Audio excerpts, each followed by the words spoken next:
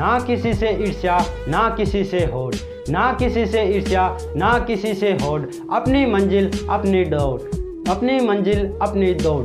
नमस्कार दोस्तों, मैं सुमित सिंह राजपुरोहित एक बार पुनः आप सभी का हार्दिक स्वागत और अभिनंदन करता हूं हमारे YouTube चैनल नवजीवन क्लासेस में। तो दोस्तों, आपको पता है जो हमारा जो टॉपिक चल रहा था भारतीय संविधान, और भारतीय संविधान में हमने संवैधानिक इतिहास कंप्लीट कर लिया था और महत्वपूर्ण जो संविधान के स्रोत थे वो भी हमने देख लिए थे। तो उसी के मध्य क्रम में जो इसी के अंतर्गत चलते एक हमारा टॉपिक आता है अनुसूचियाँ, जो भारत की या भारतीय संविधान की महत्वपूर्ण अनुसूचियाँ या अनुसूची। ठीक है दोस्तों, तो इस पर हमने एक लाइव क्लास भी की थी, लेकिन कुछ टेक्निकल प्रॉब्लम की वजह से वो लाइव बीच में ही हमें रोकनी पड़ी, इसलिए उसमें हमने एक अनुसूची के बारे में बताया था। लेकिन आप चिंता मत करो, जो मूल संविधान में 8 अनुसूचियाँ थी उसके बाद 4 जोड़ी गई, 12 अनुसूचियों के बारे में हम एकदम अंगुलियों पर अध्ययन करेंगे। बस आपको क्या करना है, आपको कुछ नहीं करना, आपको वीडियो को अंत तक देखना है। बस आपको आज मैं गारंटी लेता हूँ 12 की 12 अनुसूचियाँ आपको याद हो जाएगी। तो दोस्तों, मैंने जो पिछले वीडियो डाला था, जो लाइव क्लास थी हमारी जो भारतीय संविधान में अनुसूचियों की, तो उसमें टेक्निकल प्रॉब्लम की वजह से वो बीच में रह गई। तो उसमें मैंने बताया था कि जो भारतीय जो अनुसूचियां हैं, तो देखते हैं अनुसूचियों में जो मूल अनुसूची हैं, जो मूल संविधान में मूल संविधान में कितनी अनुसूचियां हैं? 8। कितनी हैं? 8। उसके बाद में क्या 4 और जोड़ी गई। वर्तमान में कितनी अनुसूची है? 12। क्या है? अनुसूची। ठीक है, ये क्या है? 8 अनुसूची।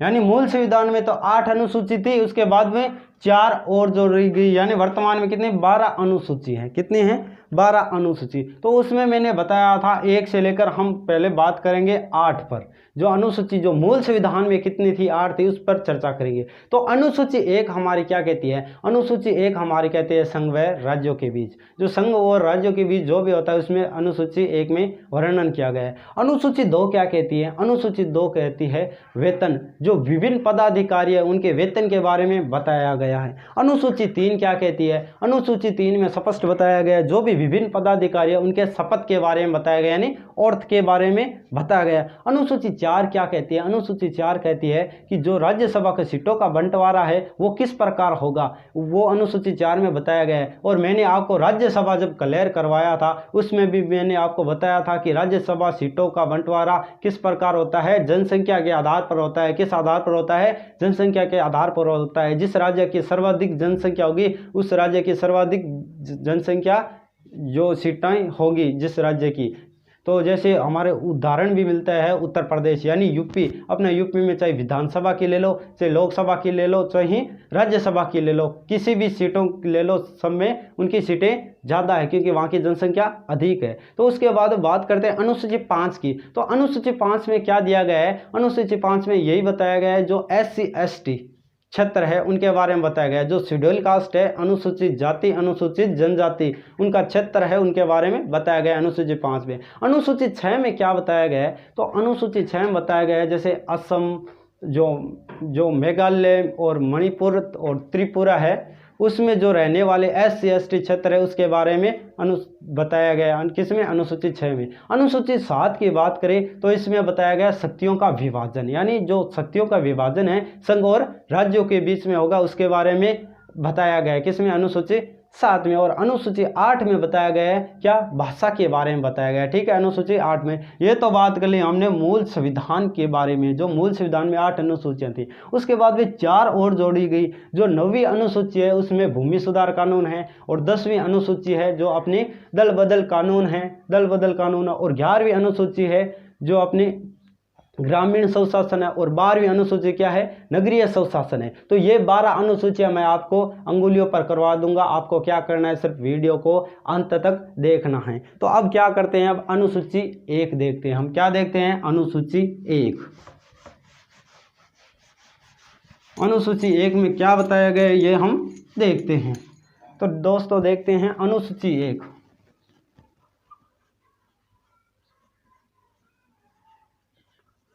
अनुसूची 1 क्या बताया गया? संघ व राज्यों, इसमें जो संघ व राज्य है उनके बीच में क्या होता है वो बताया गया है। तो संघ व राज्यों के बीच में देखें तो इधर आता है अपना केंद्र शासित प्रदेश, केंद्र शासित प्रदेश, और इधर आते हैं अपने राज्य। दोस्तों बात करें जो केंद्र शासित प्रदेश है वो जो संघ में आते हैं और एक अपना राज्यों में राज्य आते हैं। केंद्र शासित प्रदेश की बात करें तो आज़ादी के समय की बात करें, आज़ादी के समय केंद्र प्रदेश कितने थे? 5 थे। और राज्य कितने थे अपने? राज्य कितने थे? 14 राज्य थे। ठीक है दोस्तों, आज़ादी के समय की बात करें तो 5 केंद्र शासित प्रदेश थे, 14 राज्य थे। बात करें 1956 की तो 1956 में केंद्र शासित प्रदेश कितने हो गए? 6 हो गए। कितने हो गए? 6 केंद्र शासित प्रदेश हो गए। लेकिन राज्य कितने रहे? राज्य 14 के 14 रह गए। ठीक है, तो दोस्तों हमें डेट मिलती है 31 अक्टूबर 2019 से पहले की बात करें तो केंद्र शासित प्रदेश हमें मिलता है 7 और राज्य हमें मिलते हैं 29। कितने? 29। ठीक है, 31 यही डेट मिलती है हमें 31 अक्टूबर और 2019 के बाद केंद्र शासित प्रदेश कितने हो जाते हैं? 9 और राज्य कितने हो जाते हैं? 28। ये कैसे हो गया? तो ये ऐसे हो गया, देखो 31 अक्टूबर 2019 से पहले 7 केंद्र शासित प्रदेश थे, 29 राज्य थे। आपको पता है जो जम्मू कश्मीर है उसे धारा 370 के तहत विशेष दर्जा दिया गया था, तो उसे समाप्त कर दिया गया था। उसे समाप्त करता ही क्या हुआ? उसे समाप्त कर दिया गया। उसे समाप्त करता है राज्य कितने बन गए? 28, यानी एक राज्य कम हो गया। जो जम्मू कश्मीर अपना है उसे क्या बना दिया गया? केंद्र शासित प्रदेश। यानी जम्मू कश्मीर है तो जो पहले केंद्र शासित प्रदेश कितने थे? 7 थे। तो जम्मू कश्मीर और लद्दाख को क्या नए केंद्र शासित प्रदेश बना दिए गए। तो 7 और 2 कितने हो गए? 9 हो गए। ठीक है दोस्तों, यहाँ तक किसी को दिक्कत? लेकिन बात करें अब 31 अक्टूबर 2019 तक 9 केंद्र शासित प्रदेश थे, 28 राज्य थे। लेकिन बात करें 26 जनवरी 2020, क्या? ठीक है दोस्तों, जो हमें तारीख मिलती है 26 जनवरी 2020, इसको क्या हुआ? जो केंद्र शासित प्रदेश है वो वापस 8 हो गए और राज्य कितने रह गए? राज्य रह गए अपने 28। अब ये कैसे हुए? पहले 7 बने, उसके बाद में 9, उसके बाद में 8। यहाँ पर ज़्यादातर बच्चे कंफ्यूज हो जाते हैं। तो आपको पता है 26 जनवरी 2020 को क्या हुआ? जो दादर नगर हवेली और दमन दीप इन दोनों को क्या कर दिया गया? संयुक्त कर दिया गया, यानी इन्हें दोनों को मिला दिया गया। इन दोनों को साथ कर दिया गया तो ये एक हो गई। एक होते ही यहाँ पर एक केंद्र शासित प्रदेश हट गया, यानी 9 से 8। तो अगर वर्तमान में अगर आपसे कोई पूछे कि हमारे केंद्र शासित प्रदेश कितने हैं, तो हमारे केंद्र शासित प्रदेश 8 है और वर्तमान में राज्य पूछे तो 28 राज्य है। ज़्यादातर बच्चे यहाँ पर कंफ्यूज हो जाते हैं। तो 31 अक्टूबर 2019 से पहले 7 केंद्र शासित प्रदेश थे और जब जम्मू कश्मीर को अलग कर किया गया, जो जम्मू कश्मीर वो धारा 370 हटाई गई, तो जम्मू कश्मीर और लद्दाख 2 नए केंद्र शासित प्रदेश बने। ठीक है, तो इसकी वजह से ये क्या हो गए? 9 केंद्र शासित प्रदेश हो गए। लेकिन हमें मिलती है तारीख 26 जनवरी 2020 को फिर संशोधित किया और जो दादर नगर हवेली और दमन दीप है उनको एक कर दिया, संयुक्त कर दिया। और वर्तमान में हमें केंद्र शासित प्रदेश कितने सौ होते हैं? कितने मिलते हैं? 8 केंद्र शासित प्रदेश और 28 राज्य मिलते हैं। ठीक है दोस्तों, उम्मीद करता हूँ इतना आपको समझ में आया होगा। बस आप वीडियो को अंत तक देखते रहिए। संघ व राज्यों की बात चल रही है, अनुसूची 1 चल रही है। एक अनुसूची आपको कंप्लीट करवाएंगे। बस आपको क्या करना है? आपको अंत तक बना रहना है। अगर दोस्तों मेरे साथ शेयर भी करते हो तो बहुत अच्छी बात है। ठीक है दोस्तों, अब बात करें हम जो 2000 नवंबर नवंबर 2000 की बात करें तो एक तो हमें तारीख मिलती है, कितनी अपनी तारीख मिलती है, 1 नवंबर। एक तारीख मिलती है हमें 9 नवंबर और एक तारीख मिलती है 15 नवंबर।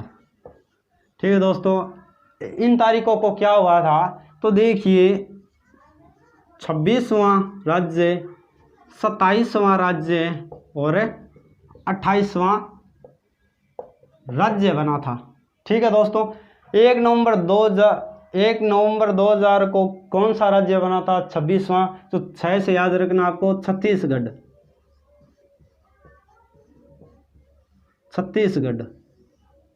छत्तीसगढ़ किससे अलग हुआ था, तो ये अपना अलग हुआ था एमपी। ठीक है, 27वां राज्य कौन सा बना था, तो 27वां राज्य बना था उत्तराखंड। ये किससे अलग हुआ था, ये हुआ था यूपी, उत्तर प्रदेश से अलग हुआ था। और 28वां राज्य जो झारखंड, ये बिहार से अलग हुआ था। तो देखो 26वां राज्य 1 नवंबर 2000 को बना, उसके बाद 9 नवंबर 2000 को 27वां राज्य उत्तराखंड बना यूपी से अलग होके, और 15 नवंबर 2000 को 28वां राज्य झारखंड बिहार से अलग हुआ था। तो ये था 26वां, 27वां, 28वां राज्य। अब साथ में देख ले 29वां राज्य। 29वां राज्य 2 जून 2014, और कौन सा था वो 29वां राज्य, तेलंगाना। ठीक है दोस्तों, तो ये थे अपने, ये अनुसूची एक चल रही है, वैसा आप चिंता मत करें, साथ साथ में आप नोट्स भी बना सकते हो। ठीक है दोस्तों, जो नवंबर 2000 में 3 नए राज्य बने, 1 नवंबर, 9 नवंबर, 15 नवंबर। 26वां राज्य जो ये छत्तीसगढ़ बना, और ये उत्तर प्रदेश से अलग उत्तराखंड बना, और बिहार से अलग झारखंड 28वां राज्य बना, और 2 जून 2014 को तेलंगाना राज्य बना, जो अपना 29वां राज्य था।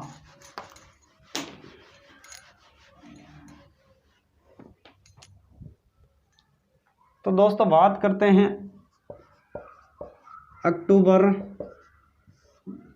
2019 को, जो जम्मू कश्मीर है अपना, जम्मू कश्मीर है जो, उसको विशेष जो राज्य को दर्जा प्राप्त था उसे समाप्त कर दिया गया।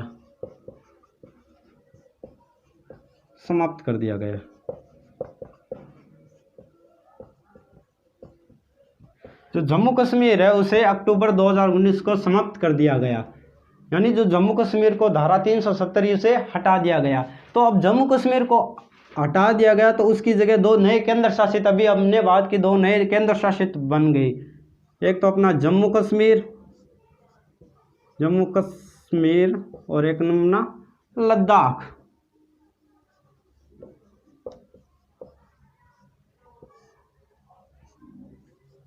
जम्मू कश्मीर को हटा दिया गया, उसकी जगह जो विशेष दर्जा था उसे प्राप्त हटा दिया गया, उसकी जगह 2 नए केंद्र शासित प्रदेश बना दिए गए, जम्मू कश्मीर और लद्दाख। जम्मू कश्मीर में 22 जिले थे, और लद्दाख में कितने थे, लद्दाख में 2 जिले हैं, कारगिल और लेह है। और देखिए भारत का सबसे बड़ा जो दूसरा, भारत का सबसे बड़ा दूसरा राज्य, दूसरा जिला, जो भारत का सबसे बड़ा दूसरा जिला कौन सा है अपना, लेह है। दोस्तों कमेंट करके बताइए पहला राज्य कौन सा है। तो ठीक है दोस्तों, मैं बता दूं जो भारत का सबसे पहला बड़ा जिला कौन सा है, जो कच्छ, पहला कच्छ,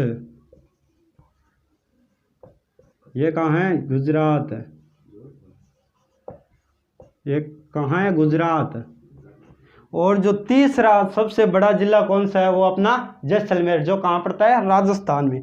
ठीक है दोस्तों, तो ये हमने बात कर ली अनुसूची 1 के बारे में। ठीक है दोस्तों, अब बात करेंगे अनुसूची 2 के बारे में। चिंता बस मत करो, एक एक अनुसूची अंगुलियों पर करवाऊंगा आज आपको इस वीडियो में। आपको आज ये 12 की 12 अनुसूचियाँ आपको याद होगी, ये मैं गारंटी लेता हूँ। अब बात करते हैं अनुसूची 2 की।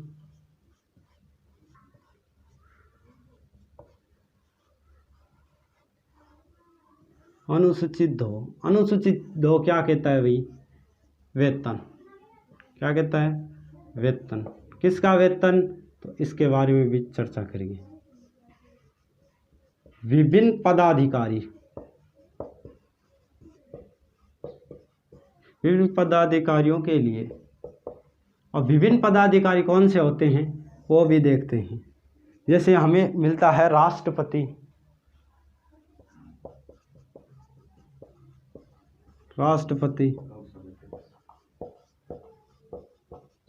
लोकसभा अध्यक्ष व उपाध्यक्ष,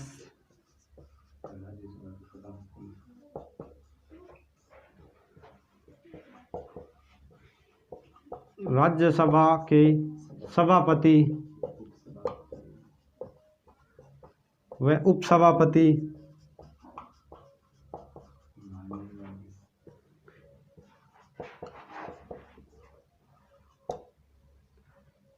महान्यायवादी, राज्यपाल,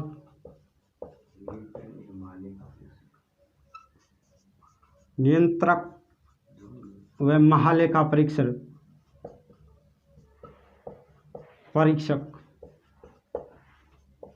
दोस्तों अनुसूची 2 में वेतन के बारे में बताया गया है, और वेतन किसके वेतन के बारे में बताया गया है? तो विभिन्न पदाधिकारियों के लिए। जैसे राष्ट्रपति है, लोकसभा अध्यक्ष है, लोकसभा उपाध्यक्ष है, राज्यसभा के सभापति है, राज्यसभा के उपसभापति है, महान्यायवादी है, राज्यपाल है, नियंत्रक व महालेखा परीक्षण के बारे में इनके जो वेतन है, कहाँ से दिया जाएगा, कितना दिया जाएगा, ये अनुसूची 2 में वर्णित है। तो दोस्तों इसमें साथ में हम अनुसूची 3 भी देख लेते हैं। अनुसूची 2 और अनुसूची साथ में 3 देख लेते हैं। अनुसूची 3 में क्या है? अनुसूची 3 में दिया गया शपथ के बारे में।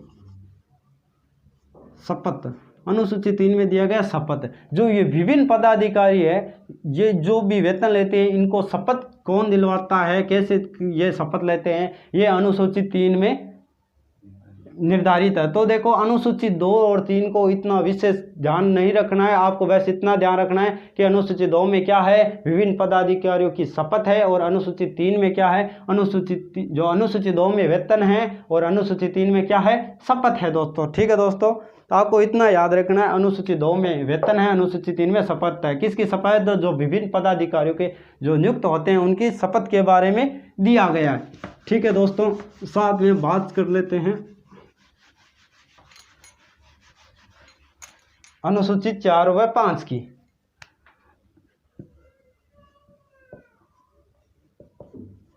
अनुसूची 4, अनुसूची 4 में क्या है? राज्यसभा सीटों का बंटवारा। राज्यसभा सीटों का बंटवारा तो मैंने आपको बता दिया है, और फिर से बता रहा हूँ, और राज्यसभा करवाया था उस समय भी बताया था, फिर से बता रहा हूँ। राज्यसभा सीटों का बंटवारा किस प्रकार होता है, निर्धारण किस प्रकार हो रहा है? जनसंख्या के आधार पर होता है। जिस राज्य की सर्वाधिक जनसंख्या है उसकी सर्वाधिक सीटें होंगी। जैसे उत्तर हमें मिलता है, जैसे उदाहरण देखते हैं तो हमें उत्तर प्रदेश ही मिलता है, क्योंकि चाहे विधानसभा ले लो, चाहे लोकसभा ले लो, चाहे राज्यसभा ले लो, सबसे ज़्यादा सीटें उत्तर प्रदेश की हैं। और वर्तमान में बात करें राजस्थान से राज्यसभा के लिए कितनी सीटें हैं, तो वो आपको कमेंट करके बताना है। अनुसूची 4 में राज्यसभा सीटों का बंटवारा दिया गया है। ठीक है दोस्तों, अनुसूची 4 हमने देख लिया। अब देखते हैं अनुसूची 5। अनुसूची 5 में क्या है? SC ST क्षेत्रों का वर्णन। जो है अपनी शेड्यूल कास्ट है, जो SC और ST जो अनुसूचित जाति अनुसूचित जनजाति है, उनके जो क्षेत्रों का वर्णन है वो किस अनुसूची में किया गया? अनुसूची 5 में किया गया है। तो साथ में देख लेते हैं दोस्तों अनुसूची 6 में क्या दिया गया है। अनुसूची 6 तो अनुसूची 6 में दिया गया असम,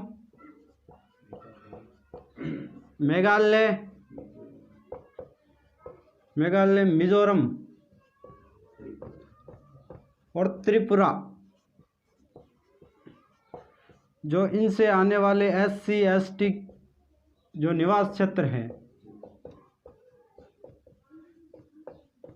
अनुसूची 6 में क्या है? असम, मेघालय, मिजोरम, त्रिपुरा SC ST निवास क्षेत्र। जो यहाँ से आने वाले SC अनुसूचित जाति अनुसूचित जनजाति के जो क्षेत्र है वो यहाँ से आएंगे, ये इसमें अनुसूची 6 में कहा गया है। ठीक है दोस्तों, अब देखते हैं अनुसूची 7 हमारी क्या कहती है भारतीय संविधान की।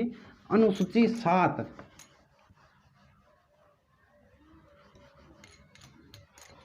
तो देखते हैं हम अनुसूची 7।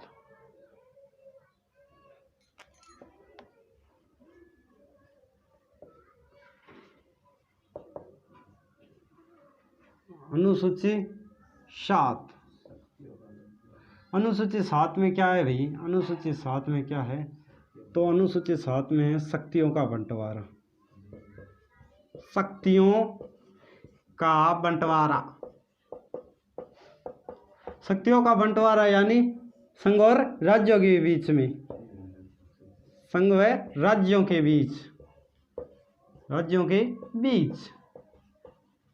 संघ व राज्यों के बीच में शक्तियों का बंटवारा किया, यानी शक्तियों का विभाजन किया गया, शक्तियों को अलग अलग प्रकार से बांटा गया संघ व राज्यों के बीच। यानी संघ व राज्यों के बीच देखें तो इसमें 3 सूचियां बनाई गई है। 3 सूचियां अपने आती है। एक संघ सूची,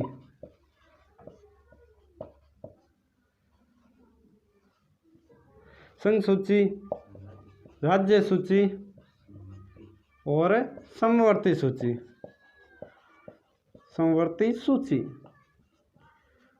संघ सूची, राज्य सूची, समवर्ती सूची, यानी जो शक्तियों का विभाजन किया गया है संघ सूची, राज्य सूची और अपने समवर्ती सूची में। तो इसमें अब देखते हैं साथ में हम ये 3 क्या है? 3 अनुसूचियां जो सूचियां हैं बनाई गई है, संघ सूची, राज्य सूची, समवर्ती सूची।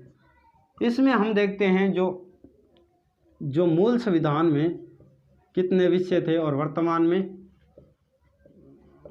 कितने विषय हैं। मूल संविधान में इसमें कितने विषय थे? तो मूल संविधान में इसमें थे 97 विषय, इसमें 97, और वर्तमान में कितने हैं? 100 विषय। ठीक है। राज्य सूची में कितने विषय थे? 66, वर्तमान में कितने हैं? 61 विषय। और जो समवर्ती सूची की बात करें इसमें है 47 मूल में थे और वर्तमान में कितने हैं? 47, और इसमें 5 ये जोड़ दिए गए तो अपने हो गए 52, ये हो गए 52। ये 3 सूचियां थी। जो संघ सूची, राज्य सूची, समवर्ती सूची, मूल संविधान में संघ सूची में 97 विषय थे, वर्तमान में 100 है। राज्य सूची में 66 विषय थे, वर्तमान में 61 विषय, और समवर्ती सूची में 47 विषय, वर्तमान में 52 विषय हैं। अब संघ सूची पर कौन कानून बनाती है? केंद्र सरकार या अपना संघ। और राज्य में राज्य सरकार कानून बनाती है, लेकिन कभी कभी कोई विषय ऐसा होता है उसमें कानून केंद्र सरकार भी बनाती है, यानी इसमें राज्य और केंद्र वैसे दोनों हैं, और अर्थात में देखें तो राज्य भी है। और समवर्ती सूची में दोनों कैसे हैं? तो कोई विषय है उस पर विवाद हो गया तो उसमें पलड़ा केंद्र का भारी रहता है, यानी केंद्र सरकार ने जो ऑर्डर दे दिया वो राज्य को मानना पड़ता है। तो ये है 3 सूचियां, यानी शक्तियों का बंटवारा किया गया है। लेकिन बात करें 42वें संविधान संशोधन, 42वें संविधान संशोधन कब हुआ था? 1976। ठीक है, 42वें संविधान संशोधन 1976 में। इसमें क्या हुआ? देखिए, जो राज्य सूची की जो 5 ये है विषय हैं, राज्य सूची के 5 विषय समवर्ती सूची में जोड़े गए, समवर्ती सूची में जोड़े गए। यानी जो 42वें संविधान संशोधन 1978 से राज्य सूची से 5 विषय हटा लिए गए। वो 5 विषय कौन कौन से थे? तो एक अपना था शिक्षा, दूसरा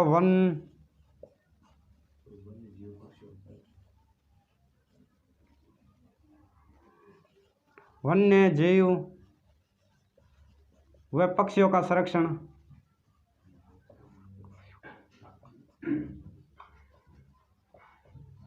नापतोल। और पांचवा अधीनस्थ न्यायालय।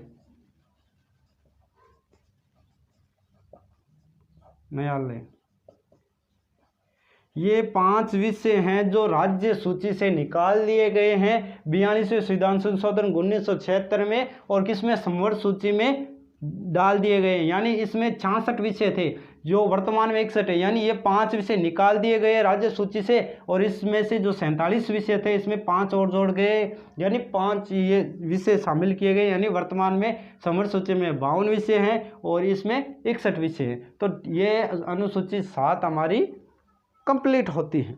अब देखते हैं अनुसूची 8।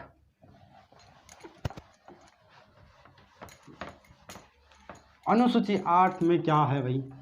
अनुसूची 8 में हमने बात की, अनुसूची 8 में क्या है? भाषा। अनुसूची 8 में क्या है? भाषा।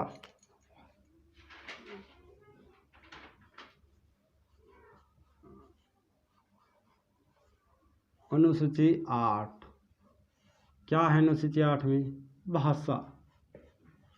अब बात करें मूल संविधान में कितनी भाषा थी? मूल संविधान में कितनी भाषा थी? भाषा तो कितनी थी? 14। वर्तमान में बात करें, वर्तमान में कितनी थी? वर्तमान में भाषा जो 22। यानी मूल संविधान में 8वीं अनुसूची में भाषा का वर्णन दिया गया है। जो अनुसूची 8 है उसमें भाषा का वर्णन दिया गया है। जो भाषा है तो मूल संविधान में कितनी 14 भाषा थी और बाद में उसमें संशोधित किया गया और 22 भाषा वर्तमान में है। तो इसमें हमें मिलते हैं 3 संविधान संशोधन। इसमें मिलते हैं हमें 3 संशोधन। इसमें 3 संशोधन किए गए। क्या किए गए? 3 संविधान संशोधन किए गए। एक अपना आता है 21वां संविधान संशोधन 1967। ठीक है, इसमें क्या हुआ? इसमें भाषा जोड़ी गई सिंधी। जो इसमें 14 भाषा थी मूल संविधान में, लेकिन भाषा वर्तमान में 22 हो गई। ये कैसे हो गई? यही हम देख रहे हैं। तो इसमें 3 संविधान संशोधन हुए। 21वां संविधान संशोधन 1976 जो 21वां संविधान संशोधन 1967, इसमें भाषा जोड़ी गई सिंधी। कौन सी? सिंधी। एक हमें मिलता है 71वां संविधान संशोधन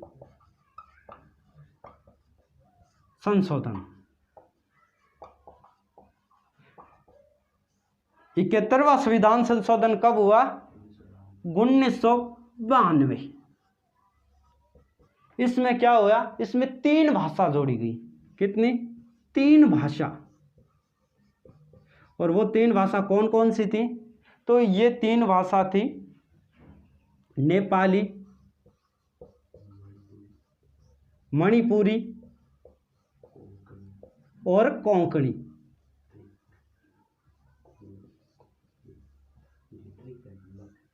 कोंकणी, ठीक है, इससे याद कर सकते हो। तो इसकी ट्रिक भी है नमक।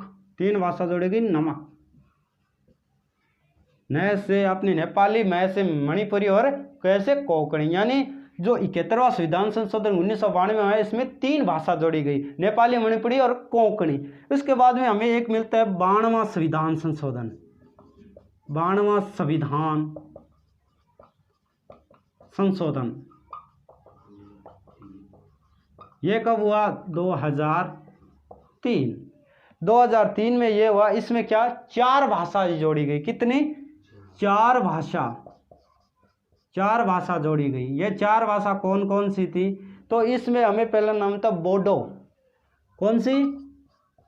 बोडो। हाँ, बड़ा जो बोडो।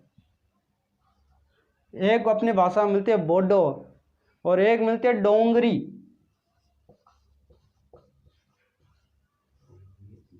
एक अपनी मैथिली और एक संथाली, एक अपनी आती है संथाली। ये इसमें 4 भाषाएं जोड़ी गई। तो देखते हैं मूल संविधान में अपने भाषा कितनी मिलती है, 14। उसके बाद में वर्तमान में भाषा में कितनी मिलती है, 8वीं अनुसूची में 22 भाषा। तो ये कैसे हुई, तो इसमें 3 संविधान संशोधन करने पड़े। 21वां संविधान संशोधन 1967, 71वां संविधान संशोधन 1992 और 92वां संविधान संशोधन 2003। इसमें देखो जो इसमें सिंधी भाषा जोड़ी गई, ठीक है। ये नमक है, ये इस चीज़ का भी नमक यहाँ पर देख सकते हो, ठीक है। 61वां संविधान संशोधन हुआ, इसमें भाषा जोड़ी गई सिंधी, ठीक है। 71वां संविधान संशोधन हुआ, इसमें 3 भाषा जोड़ी गई, नेपाली, मणिपुरी और कोंकणी, ठीक है। और 92वां संविधान संशोधन 2003 में इसमें 4 भाषा जोड़ी गई, बोडो, डोंगरी, मैथिली, संताली। तो हम काउंटिंग करते हैं, मेरे साथ साथ काउंटिंग करिए। अब मूल भाषा कितनी थी, 14। उसके बाद सिंधी जोड़ी गई तो कितनी हो गई, 15, 16, 17, 18, 19, 20, 21, 22। कितनी भाषा हो गई वर्तमान में, 22 भाषा, ठीक है। तो ये अनुसूची 8 हो चुकी है हमारी भाषा के बारे में। अब कभी भी मत बोलना मूल संविधान में भाषा कितनी थी, जो 14 थी, और वर्तमान में कितनी भाषा है, 22 भाषा, ठीक है। ये कभी नहीं, ये अनुसूची 8 हमारी कंप्लीट होती है, ठीक है दोस्तों। अब देखते हैं अनुसूची 9। जो अनुसूची 9 है ये क्या है,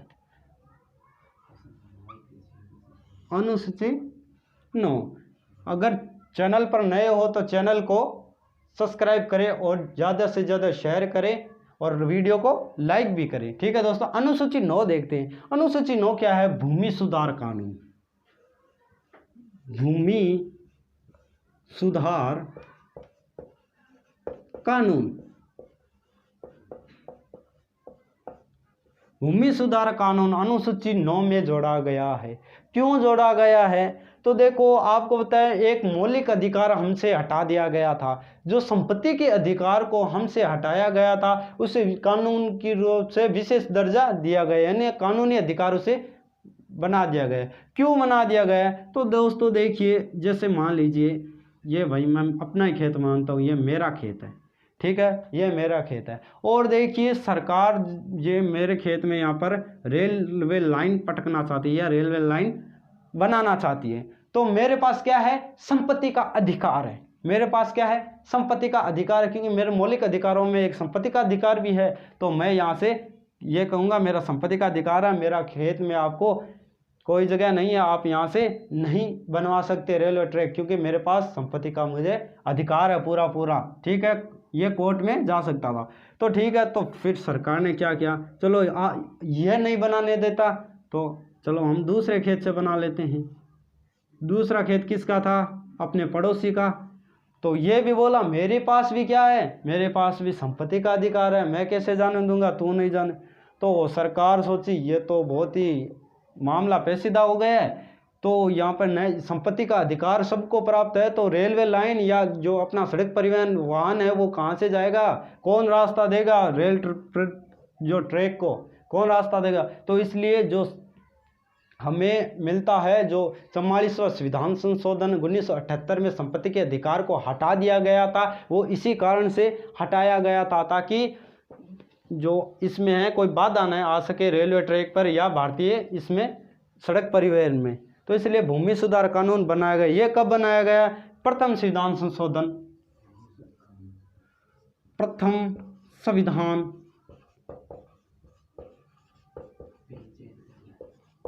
संशोधन,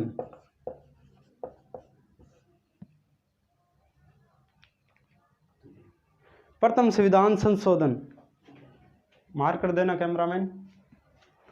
प्रथम संविधान संशोधन, ये प्रथम संविधान संशोधन 1951 में। प्रथम संविधान संशोधन 1951 के तहत भूमि सुधार कानून को अनुसूची 9 में जोड़ा गया। ठीक है दोस्तों, अनुसूची 9 इतनी टफ नहीं है, एकदम इजी है अनुसूची 9। ठीक है, भूमि सुधार कानून अनुसूची 9 क्या है, भूमि सुधार कानून। अनुसूची 10 क्या है, तो अनुसूची 10 क्या है, तो दल बदल कानून, अनुसूची 10 क्या है, अनुसूची 10 क्या है, दल बदल कानून, यानी आया राम गया राम, दल बदल कानून यही होता है ना।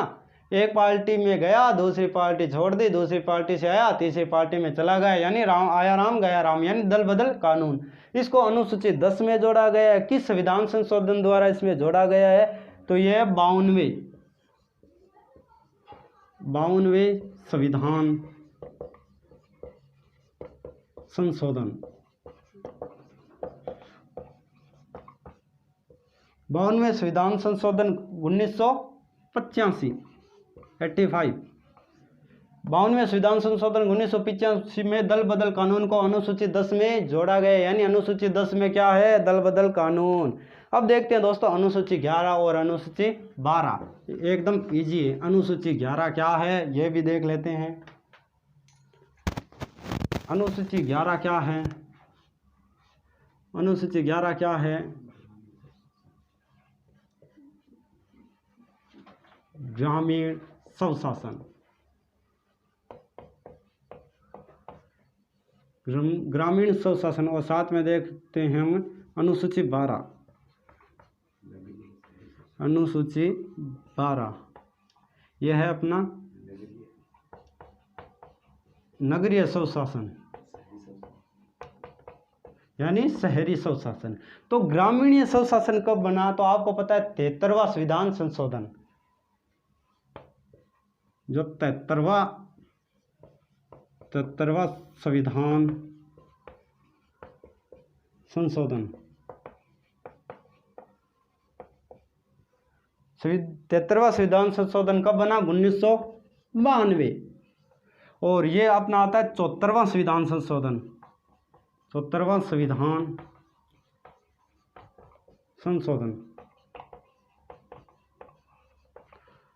1992 में। तो देखो ग्रामीणीय स्वशासन में जो अनुसूची इसमें 11 जोड़ी गई है, ग्रामीणीय स्वशासन, जिसमें अपने ग्राम पंचायत, पंचायत समिति, जिला परिषद जैसे आते हैं त्रिस्तरीय ढांचा, ठीक है। इसी में नगरीय स्वशासन जैसे अपने जो नगर पालिका, नगर निगम और नगर परिषद है, ये भी त्रिस्तरीय ढांचे में आती है, जो नगर स्वशासन से जुड़ी है, ये अनुसूची 12 में। तो आपको याद रखना अनुसूची 11 में क्या है, ग्रामीणीय स्वशासन है, और अनुसूची 12 में क्या है, नगरीय स्वशासन और 74वां संविधान संशोधन है। और भारत में 1952 में तो जारी हुआ था, और 93 में ग्रामीणीय स्वशासन लगा, 1993 में लागू हुआ था।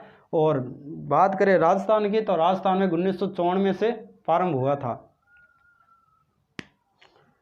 क्योंकि ये आ गया था 73वां संविधान संशोधन 1992 में संशोधन होने लगा, लेकिन 93 में ये पूरी तरह लागू हुआ। लेकिन राजस्थान में 1994 में लगा ग्रामीणीय स्वशासन, जो त्रिस्तरीय ढांचा हम पढ़ते हैं, ग्राम पंचायत, पंचायत समिति और जिला परिषद, ठीक है दोस्तों। तो ये थी आज की हमारी अनुसूचियां। आप कमेंट करके बताइए कैसे लगी। और आप, मैं कहता हूँ जिंदगी में अगर एक इस वीडियो में पढ़ लीजिए तो आप कभी भी अनुसूची नहीं भूलोगे। पहले कितनी अनुसूचियां थी हमने कंप्लीट की, मूल संविधान में 8 अनुसूचियां थी, और जो उसके बाद में 4 जोड़ी गई, वो कौन कौन सी थी वो भी चर्चा की। तो मैं एक बार पुनः आप सभी को बता देता हूं, जो मूल संविधान में कितनी थी, 8 अनुसूची थी। पहली अनुसूची में क्या था, संघ व राज्य। अनुसूची 2 में क्या था, अनुसूची 2 में वेतन। अनुसूची 3 में क्या था, तो अनुसूची 3 में अपना ये शपथ था। अनुसूची 4 में क्या था, राज्यसभा जो सीटों का बंटवारा था। अनुसूची 5 में क्या था, SC ST क्षेत्रों का वर्णन था। अनुसूची 6 में क्या था, असम, मेघालय, मिजोरम से आने वाले SC ST क्षेत्र थे।